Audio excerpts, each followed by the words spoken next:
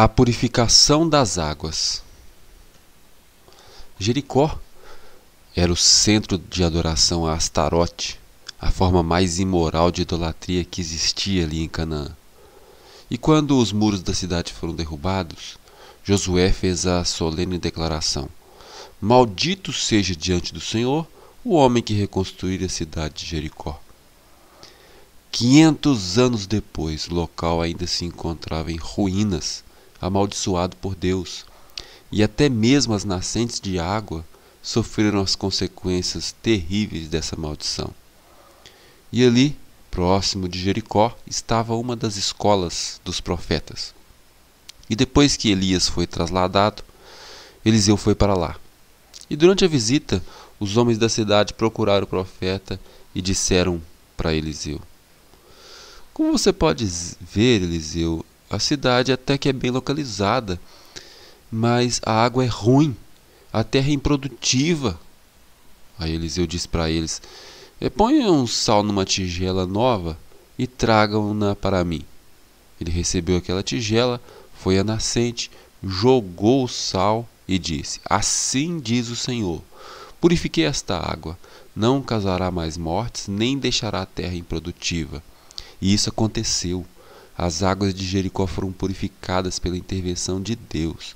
E essa restauração, ela não foi temporária, ela foi duradoura. Até hoje, essas águas podem ser encontradas. Essas águas têm fluído através dos séculos, fazendo parte do vale um oásis de beleza.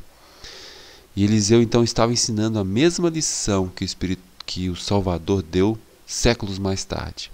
Vocês são o sal da terra. O mundo hoje precisa de ver o cristianismo sincero e genuíno na prática. Na prática. Por quê? Porque a sociedade hoje está cheia de veneno do pecado atuando no coração dessa sociedade. As cidades, até as vilas, estão mergulhadas na degradação moral, no sofrimento, na maldade. Pessoas maltratadas pela pobreza e ansiedade se sentem esmagadas pela culpa e morrem por falta de uma influência salvadora. Muitas entram em contato com o evangelho da verdade. No entanto, morrem. Por quê? Aqueles que deveriam ser um exemplo, um cheiro de vida, são cheiro de morte.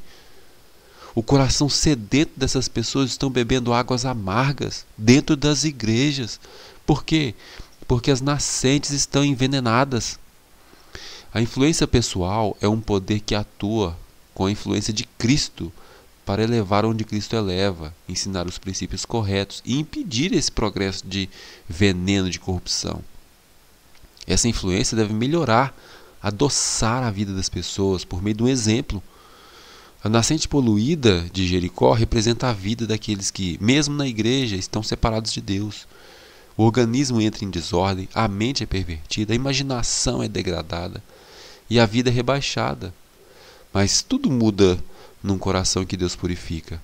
O Espírito de Deus produz nova vida, levando os pensamentos à vontade de Cristo. E os desejos também são levados à vontade de Cristo. O coração que recebe a palavra de Deus não é igual a uma garrafa trincada de água que deixa o precioso líquido vazar, mas é como um riacho da montanha, que nunca seca, cujas águas revigoram o cansado, o sedento e o carregado de cargas. Por meio de seu ministério abnegado, muitos receberão auxílio físico, mental e espiritual. Uma pergunta: você tem sido esse sal da terra ou você tem sido o veneno por meio de seu mau exemplo? Aqueles que são revigorados pelo sal que Jesus pode colocar em nossa vida, eles vão ser uma fonte de vida. E através dessas pessoas, os cansados serão revigorados, a saúde dos enfermos será restaurada e o carregado de pecado será liberto.